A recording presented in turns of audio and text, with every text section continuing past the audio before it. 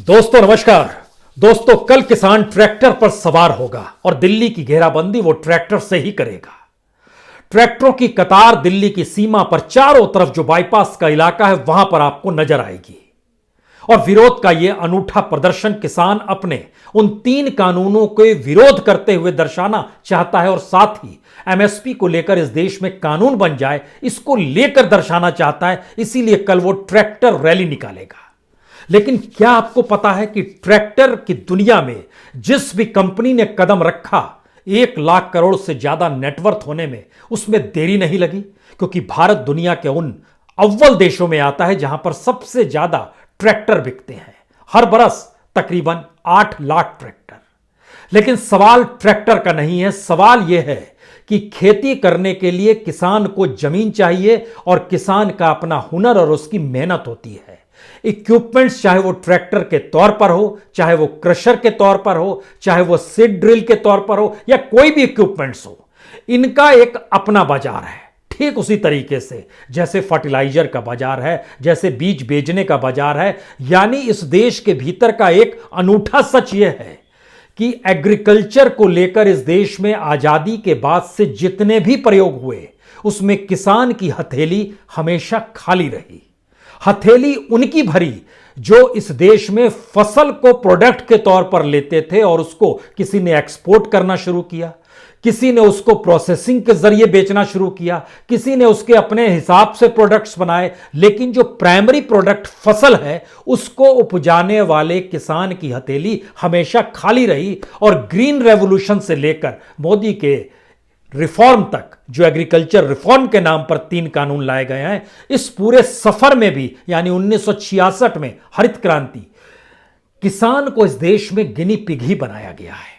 और हमें लगता है कि आज इसको समझने की जरूरत इसलिए है क्योंकि 1966 में जब ग्रीन रेवोल्यूशन हुआ था तो क्या चीजें उसके बाद डेवलप हुई। टेक्नोलॉजी आ गई, उसके बाद HYV सीड्स जिसको हाई यील्डिंग सीड्स कहते हैं वह भी आ गया, फर्टिलाइजर का उपयोग बढ़ गया, जो पेस्टिसाइड्स है उसका उपयोग बढ़ गया, जो ट्रैक्टर्स है उसकी तादाद इस देश के भीतर में बढ़ती चली गई, जो इरिगेशन फैसिलिटी जैसे बोरवेल तक करने की स्थिति थी उसको भी अपने तरीके से किसान ने डेवलप किया। यानी खेती को बढ़ाने की दिशा में जो जो चीजें लेकर जो जो कंपनी आ रही थी वह करोड़पति अरबपति होकर होती चली गई। लेकिन किसान अपने तौर पर कमजोर होता चला गया। यह पूरा खेल क्या है? और हमें लगता है कि आज भारत का किसान आंदोलन जिस मुहाने पर खड़ा है और भारत सरकार की सोच 1991 के बाद से जिस मुहाने को पैदा कर चुकी थी, यानी इकोनॉमिक रिफॉर्म, यानी मार्केट इकोनॉमी, यानी बाजार ही तय करे सब कुछ और किसान भी खुले तौर पर बाजार में आकर खड़ा हो जाए, उसकी जो जितनी कीमत लगाए और अपनी कीमत वो जो भी बताए, यही मान लिया गया कि इस देश के भीतर का असल रिफॉर्म है।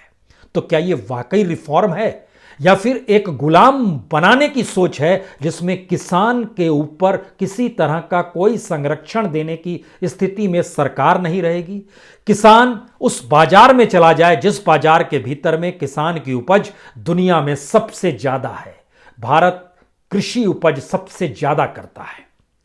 लेकिन जब वो खुले बाजार में जाएगा तो वहां पर बोली प्रतिस्पर्धा के तहत लगेगी और प्रतिस्पर्धा में लगाने वाले लोग अपने तरीके से मोनोपोली के साथ पैसे लेकर आ रहे होंगे। यही सबसे बड़ा सवाल है।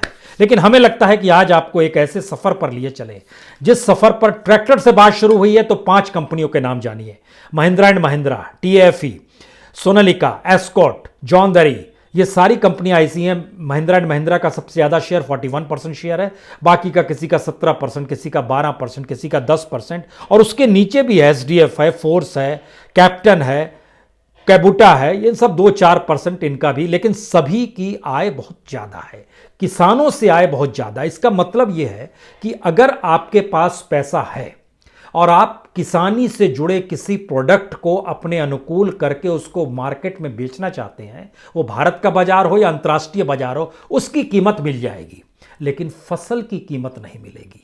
और सरकार जिन बात का जिक्र करती है कि हमने तो MSP जब से आए हैं 1.5 गुना बढ़ा दिया है, तो हमें लगता है उसका सच भी देख लीजिए और यह भी समझिए कि असल में स्थिति इस देश के भीतर में है क्या। शुरुआत MSP से। जो पैडी फसल होती है जिसको हम लोग कहते हैं चावल, उसकी एमएसपी जिस वक्त मोदी सरकार सत्ता में आई थी 1360 रुपए था। बहुत अच्छी बात है। वह बढ़कर आज की तारीख में 1868 हो गया। सरकार कहेगी हमने बढ़ा दिया, कागज पे नजर आ रहा है 1360 से 1868 हो गया। जो गेहूं था वो 1120 यानी 1120 रुपए में 14-15 में था समर्थन मूल्य, वो आज बढ़कर न्यूनतम समर्थन मूल्य 1975 रुपए हो गया। सरकार कहेगी बढ़ गया। सवाल यह है कि सरकार एमएसपी पे जो अनाज खरीदती है उसके लिए भी एक बजट होता होगा। वह बजट का पैसा वह एफसीआई को देती है, फूड कॉरपोरेशन ऑफ इंडिया को देती है। फूड कॉरपोरेशन ऑफ इंडिया को दिए जाने वाला बजट बढ़ता नहीं है, लेकिन एमएसपी बढ़ती चली जा रही है। तो किन किसानों को कितना लाभ इस देश में हो रहा है, यह पहला सवाल है। यानी आपने 1.5 गुना एमएसपी बढ़ाई जरूर, लेकिन वह कागजों में बढ़ाई। उस एमएसपी की कीमत इस देश के किसानों को नहीं मिल पाती, और जितनों को मिलती थी वह भी धीरे धीरे धीरे धीरे किसानों की संख्या कम होती जा रही है। क्योंकि आप जो पैसा एलोकेट करते हैं, जिस एलोकेशन को हम लोग कहते हैं फूड सब्सिडी एलोकेशन, वह एलोकेशन में कोई इजाफा बीते 5-6 बरस में क्यों नहीं हो पाता है।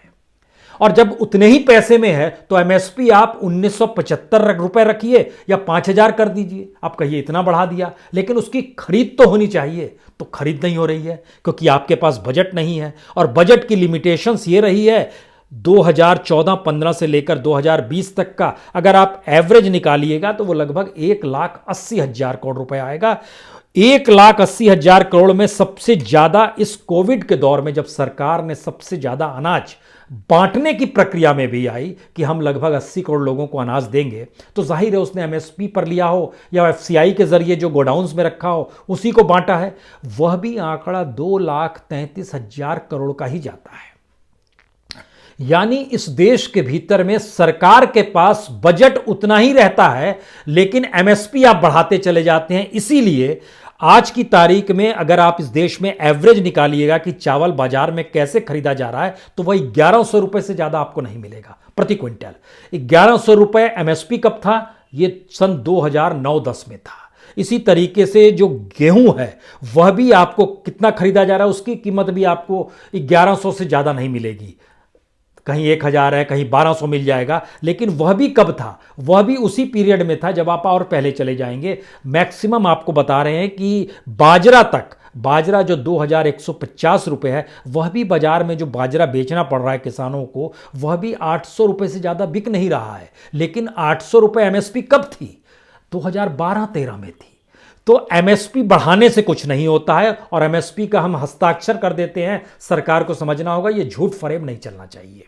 पहली बात तो यह है कि आपके पास उतना बजट उस रूप में नहीं है, तो आप एफसीआई को पैसा नहीं दे पाए तो वो एमएसपी पे कैसे लेगी, ये एक पहला सवाल है।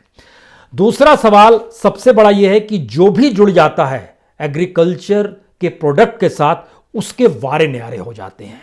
और ये वारे न्यारे कोई ऐसे वैसे नहीं होते। हमको लगता है कि इसको जरा समझना चाहिए, और आज़ादी के बाद से हमको लगता है इन बातों को समझें उससे पहले जिसके वारे न्यारे होते हैं। यह देखिए, जैसे जो सिर्फ बीज बेचते हैं, बीज बेचने में जब मोदी सरकार सत्ता में आई थी 2014-15 हम ले रहे हैं, उस समय इस देश के भीतर में बीज का जो मार्केट था वो तकरीबन 20,000 करोड़ था। 2017 में ये बढ़कर 26,000 करोड़ हो गया, 2019 में बढ़कर ये 35,000 करोड़ हो गया, और आज की तारीख में 40,000 करोड़ का मार्केट है। और सीड से जुड़ी हुई बहुत कंपनियां हैं, हम कंपनियों का भी जिक्र भी करेंगे। इसी तरीके से फर्टिलाइजर आई है। पिछले साल फर्टिलाइजर का जो मार्केट साइज नजर में आया वो लगभग 6,25,000 करोड़, ये फर्टिलाइजर का मार्केट है। हमने इससे पहले आपको क्या बताया, जो एमएसपी की कीमत है अगर उस पे अनाज खरीदा जाए, जो सरकार नहीं नानुकुर कर रही है, वह भी ज्यादा से ज्यादा बैठता है तो 2 लाख करोड़ बैठता है। अगर आप 23 फसल को एमएसपी में खरीदने लगे और सारी फसल खरीदने लगे, तब वो कीमत पहुंचती है लगभग 15 लाख करोड़।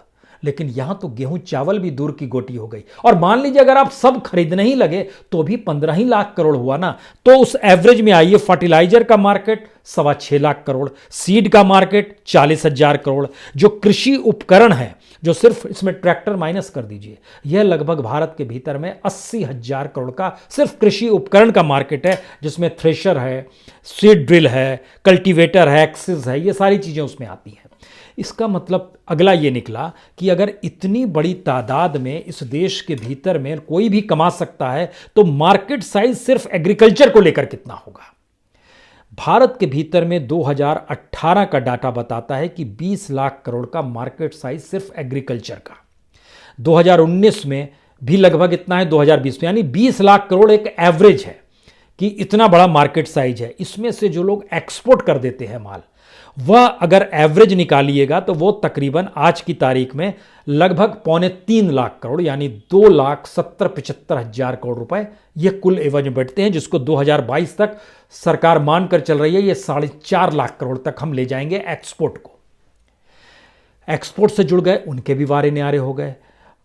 और अगर इस स्थिति में तमाम कंपनियां आती जा रही है, तो हम आपको 2-3 कंपनियों का सिर्फ नाम लेते हैं जिसके जरिए आप समझ पाएंगे। जैसे एक आप गोदरेज एग्रोवेट कंपनी लीजिए। ये क्या करती है? ये एनिमल फूड जो है, एनिमल फीड उसको खिलाती है, क्रॉप प्रोडक्शन करती है, ऑयल पाम जो है उसके लिए मार्केटिंग करती है, डेयरी एंड पोल्ट्री है, प्रोसेसिंग फूड ये बनाती है। इसी तरह एक दूसरी कंपनी है रैलिस इंडिया, ये क्रॉप केयर कंपनी है।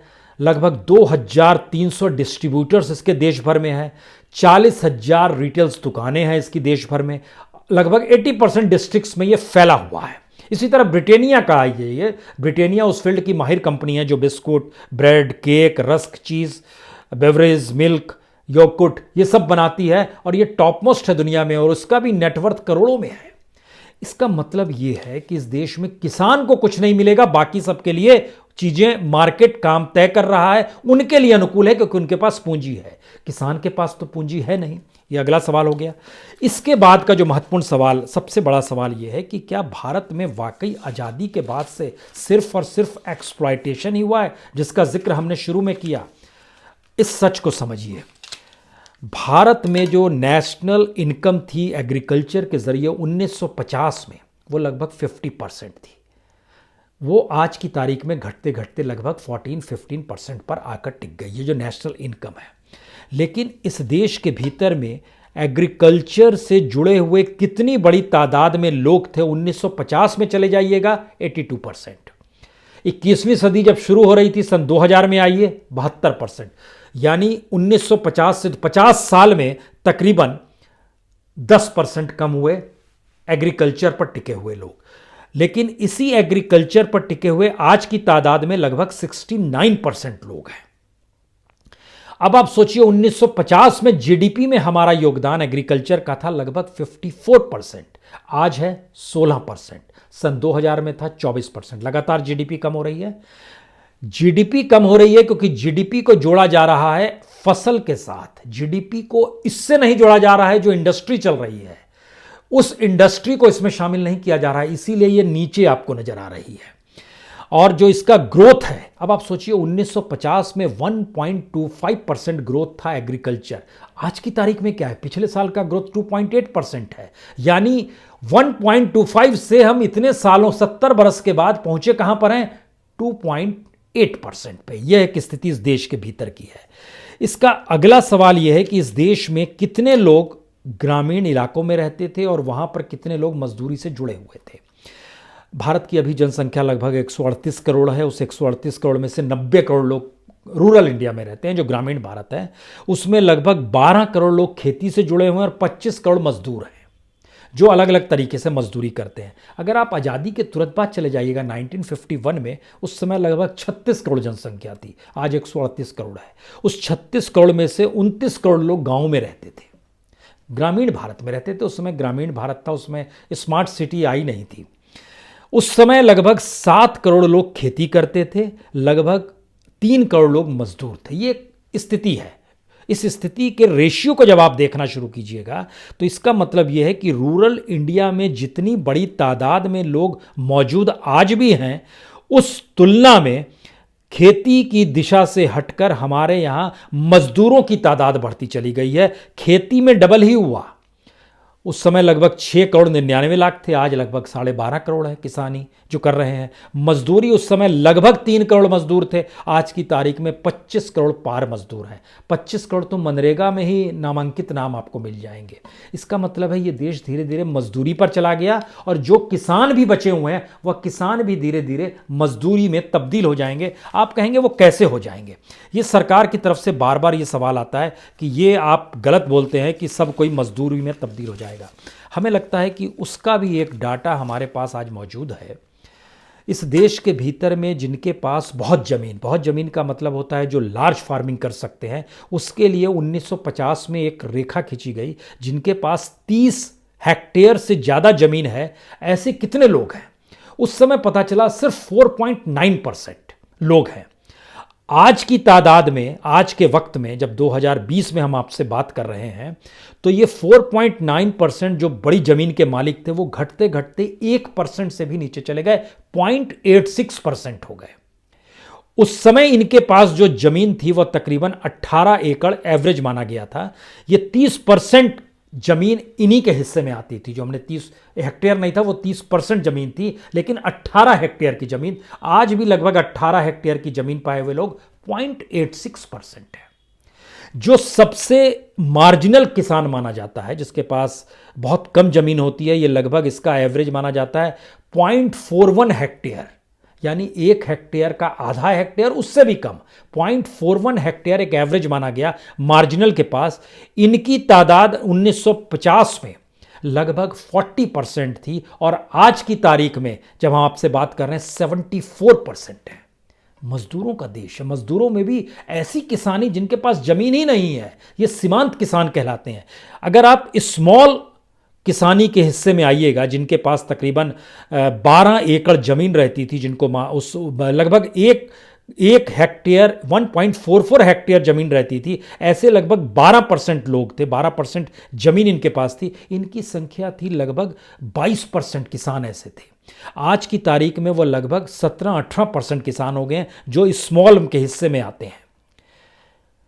अगर ऐसी स्थिति आ गई है, और ये डाटा बता रहा था 18% लगभग मोदी सरकार के आने के, मौजूदा वक्त में ये लगभग 14% हो गए हैं जो स्मॉल फार्मर्स हैं।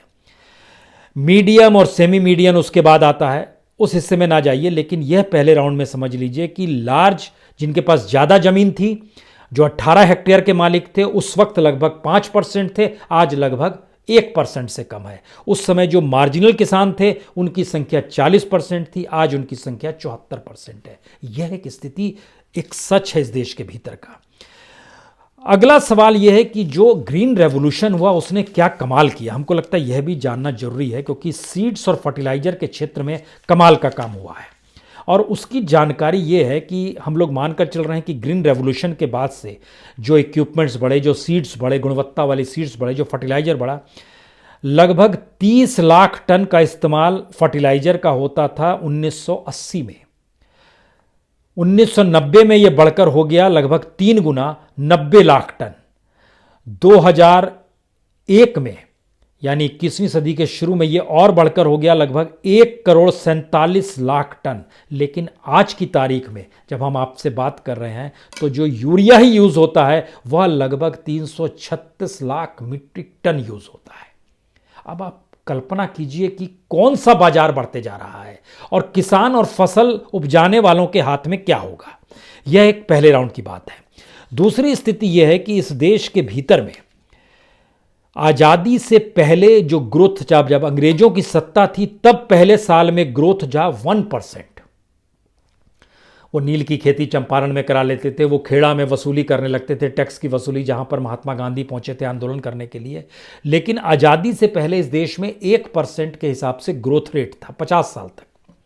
लेकिन आज़ादी, यानी 1900 से 1950 तक का हम 1947 तक का जिक्र कर रहे हैं, 1947 के बाद से अभी तक का जब आप एवरेज निकालिएगा इस देश के भीतर में, तो आपको जानकर हैरत होगा ये 2% के एवरेज में आकर टिक जाता है।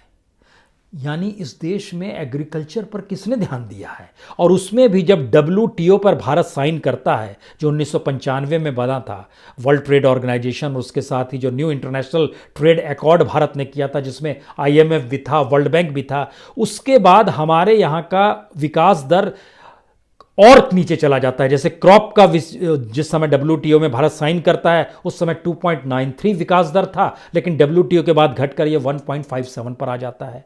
इतना ही नहीं, जो फिशरीज है वो 7.48 पर था, WTO के हस्ताक्षर के बाद ये 3.25% पर आ जाता है।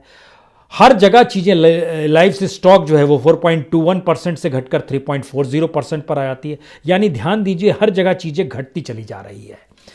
अगला सवाल यह है कि क्या इस देश के भीतर में अगर एक्सपोर्ट बढ़ा, हर चीज़ का मार्केट साइज बढ़ गया और किसानों ने खूब मेहनत कर इतना अनाज उपजाया कि एक्सपोर्ट करने वालों को लाभ हो, मशीनरी बेचने वालों को लाभ हो, इस पूरी प्रक्रिया में जो समाधान भारत सरकार को करना था, जो बेसिक समाधान था इरिगेशन का यानी सिंचाई का, आपको जानकर हैरत होगी कि सिंचाई को लेकर नेहरू काल से लेकर अभी तक हर बजट में एक व्यवस्था की गई।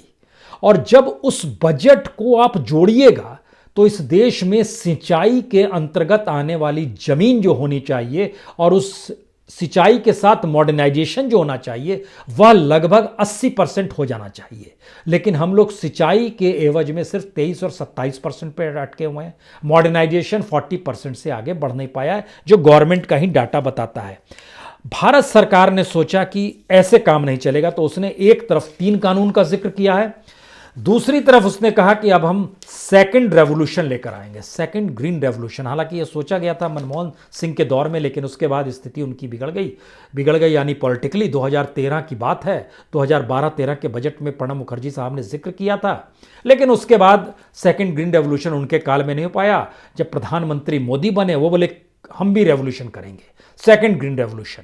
तो ये 3 कानून और दूसरा रेवोल्यूशन इसलिए जरूरत है क्योंकि हर रेवोल्यूशन के साथ जो टेक्नोलॉजी चाहिए, फर्टिलाइजर चाहिए, पेस्टिसाइड्स चाहिए, ट्रैक्टर चाहिए, इरिगेशन फैसिलिटी चाहिए, शानदार बीज चाहिए गुणवत्ता वाले, वो सारी चीज़ें इस कानून के भीतर में आपको दिखाई देगी। जो इस कानून के मातहत काम करेगा उसको जो कंपनियां कॉन्ट्रैक्ट फार्मिंग कराएगी उनको ये सारी चीज़ें उपलब्ध कराएगी।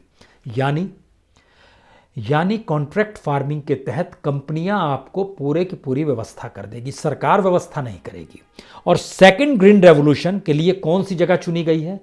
फर्स्ट ग्रीन रेवोल्यूशन में पंजाब था, हरियाणा था और वेस्टर्न यूपी था। सेकंड ग्रीन रेवोल्यूशन में ईस्टर्न यूपी है, जो गोरखपुर का इलाका आप देखिए, उस तरफ का बनारस के तरफ का इलाका, बिहार है, झारखंड है, असम है, वेस्ट बंगाल है, छत्तीसगढ़ है, उड़ीसा है। इन तमाम जगहों को जो हमने आपसे जिक्र किया, जिसके दायरे के भीतर में जब आप जाइएगा, यहां पर किसान कम खुदकुशी करता है। यहां पर प्रति व्यक्ति आय किसानों की जो है सबसे न्यूनतम है। यहां की जिंदगी और सोशल इंडेक्स इन राज्यों का बहुत नीचे है। जिंदगी फिर भी चल रही है। लेकिन ग्रीन रेवोल्यूशन के बाद क्या होता है, इसका कुछ नज़ारा पंजाब में खुदकुशी करते किसानों से भी समझा जा सकता है। जो फर्टिलाइजर है उससे पैदा हुई बीमारी से भी समझा जा सकता है। जमीन के नीचे पानी खत्म होते चला गया और भूजल जब गायब हो गया तो सरकार ने कहा अच्छा बोरवेल से निकालिएगा, तो उन्होंने डीजल तक महंगा कर दिया। यानी किसानों की आफत के ऊपर आफत, किसानों को हर हाल में पैसा चाहिए और इस देश में किसानी पैसे पर निर्भर हो जाए, इसके लिए उपाय सेकंड ग्रीन रेवोल्यूशन भी है। इसके लिए उपाय अपने तौर पर यह 3 कानून भी है। इन दोनों को जब आप जोड़िएगा तो आप समझ पाइएगा कि भारत के भीतर में ग्रीन रेवोल्यूशन का लाभ किसानों को नहीं दिया जाता है, उस मार्केट को दिया जाता है जिस मार्केट को चलाने वाले वैसे प्लेयर्स हैं जिनके पास पैसा हो। और जिनके पास पैसा ना हो लेकिन अगर वो राजनीतिक सत्ता के नजदीक हैं तो फिर उन्हें बैंक से लोन मिलने में बहुत आसानी होती है। बैंक लोन दे देता है, उसके जरिए वो इकोनॉमी को खड़ा करते हैं। कोई किसान तो बिजनेस करने नहीं निकल जाएगा, वो ट्रैक्टर कंपनी तो नहीं खोल लेगा, वो सीड की मार्केटिंग तो नहीं करने लगेगा, वो एक्सपोर्ट तो अपने नहीं करने लगेगा, क्योंकि उसमें भी एक लाइसेंसिंग की व्यवस्था है जो सरकार ही देती है। तो सरकार ने अपने तौर पर ट्रेडर्स को अलग रखा है, फार्मर्स को अलग रखा है, बिजनेस हाउसेस को अलग रखा है, बिजनेस पर्सनस को अलग रखा है, कॉर्पोरेट को अलग रखा है, कॉर्पोरेट मित्रों को भी अलग रखा है। ये कैटेगरी है भारत में। कोई भी किसी भी धंधे को कर ले तो क्या बात है, लेकिन उस कैटेगरी में आने के लिए जो नियम कायदे कानून होते हैं वो सरकार बनाती है। सरकार किनके लिए क्या बनाएगी? तो सरकार नहीं चाहती है कि इस देश के भीतर में किसानी खत्म हो, यानी फसल तो उपजाई जाए। और फसल इतनी ज्यादा उपजाई जाए जिससे इस बाजार को लाभ मिल सके। इस बाजार को चलाने वाले प्लेयर्स के लिए एक अनुकूल कानून बना दिया जाए और उस कानून को बनाने के बाद उनके लिए कुछ नए मार्केट्स खोले जाएं। तो ये सेकंड ग्रीन रेवोल्यूशन की धारणा भी 2015 से इस देश के भीतर में डेवलप हो गई। अब यहां पर एक आखिरी बात, इस देश के भीतर में एफसीआई जो एमएसपी पर लेती है आज की तारीख में वो तकरीबन 3.25 लाख करोड़ के कर्ज में डूबी हुई है। वह अगर एसबीआई के पास जाए और सरकार की संस्था है कि हमको पैसा दे दो, सरकार अलग अलग माध्यमों से बोलती है यहां से कर्ज ले लो, वहां से कर्ज ले लो, कुल मिला के वो कर्ज में दबी हुई है और किसी दिन भी उसका दिवालिया हो जाएगा और उसी के सारे पावर्स फिर प्राइवेट सेक्टर में चले जाएंगे। जैसे बीएसएनएल किस तरह दिवालिया हुआ और किस तरह नई कंपनी पैदा हुई इस देश के भीतर में, खासतौर से 2015 में जब जियो आई और उसके ब्रांड एम्बेसडर कौन थे? प्राइम मिनिस्टर खुद थे, उनकी तस्वीर छपी थी पहले पन्ने पर जियो के साथ। बहरहाल इस देश के भीतर में सेकंड बड़े तौर पर एक अडानी नाम के शख्स भी हैं और उनके ऊपर लगभग $30 बिलियन बहुत ज़्यादा नहीं होता है, 2,20,000 करोड़ लगभग होता है, उन पर उतना कर्ज है। लेकिन उनको state bank of India 5,000 crore रुपया कर्ज भी दे सकता है। ये एक नाम इसलिए है, या फिर इस प्रोसेस को अगर समझिए तो किसान अगर कर्ज में डूब जाता है तो वह खुदकुशी करता है। कोई कंपनी अगर एग्रीकल्चर प्रोडक्ट को ही बेचने की दिशा में बढ़ रही और मुनाफा कमा रही हो और मुनाफा नहीं कमाए तो उसके लिए 1000 उपाय हैं। वो एनसीएलटी में जा सकती है, कहेगी हम दिवालिया हो गए, आप इसको किसी दूसरे को दे दीजिए। जैसे रुचि सोया को हाल में दिया गया, उसको बाबा रामदेव की कंपनी ने खरीद लिया है, ये इंदौर बेस्ड कंपनी है। वो कमजोर, उसने बैंक से जितना लोन लिया उस लोन की वापसी कैसे होगी नहीं पता है, क्योंकि जितना लोन लिया था उससे सस्ते में रुचि सोया को पतंजलि ने खरीद लिया। यह भी एक ट्रिक है अपने तरीके की नई परिस्थिति में। उसके लिए सैकड़ों उपाय हैं। यानी हमारे इकोनॉमिक रिफॉर्म में, हमारे एग्रीकल्चर रिफॉर्म में, हमारी इकोनॉमिक्स में इस देश का वह बाजार ही सब कुछ है जिस बाजार में किसान खड़ा नहीं हो सकता है, एक आम शख्स खड़ा नहीं हो सकता है। पैसे वाले लोग ही खड़े हो सकते हैं। और पैसे से पैसा कैसे बनाया जाता है और बैंकिंग सिस्टम इस देश में क्यों चरमरा गया, कितना खोखला हो गया है। और बीते दिनों सरकार ने लगभग इन कॉरपोरेट को 7 लाख करोड़ से ज़्यादा जो राइट ऑफ किया है पैसा बैंकों की बुक साफ करने के लिए, उस पूंजी को जब आप डाइवर्ट कीजिएगा यहां पर तो आपको समझ में आएगा कि सरकार अगर 23 फसल जो एमएसपी के तहत निर्धारित की गई थी, आज नहीं उस वक्त लाल बहादुर शास्त्री के दौर में, अगर ये 23 फसल एमएसपी पर खरीदने का कानून भी बना दे तो भी सरकार को 15 लाख करोड़ से ज्यादा नहीं देने होंगे। यह सरकार का ही डाटा है और यह डाटा एग्रो से जुड़ी हुई तमाम कंपनियों के नेटवर्थ मुनाफे का लगभग सिर्फ 3.5% है। अब आप कल्पना कीजिए।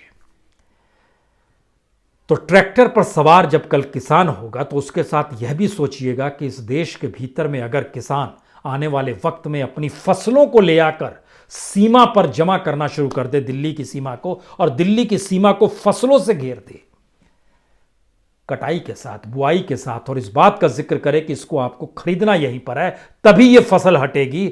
ट्रैक्टर अभी भी आधुनिक सोच है, एक मार्केट की सोच है। किसानों को अभी और लंबी लड़ाई लड़नी है। इसीलिए हमने शुरुआत में कहा भारत का किसान आंदोलन भारत को एक ऐसे मुहाने पर ले जाकर खड़ा कर चुका है कि हमारे देश की अर्थव्यवस्था बाजार के हिसाब से चलेगी या इस देश की अर्थव्यवस्था उन लोगों के लिए और उन लोगों के जरिए चलेगी जो इस देश में काम करते हैं। बहुत बहुत शुक्रिया, बहुत बहुत शुक्रिया।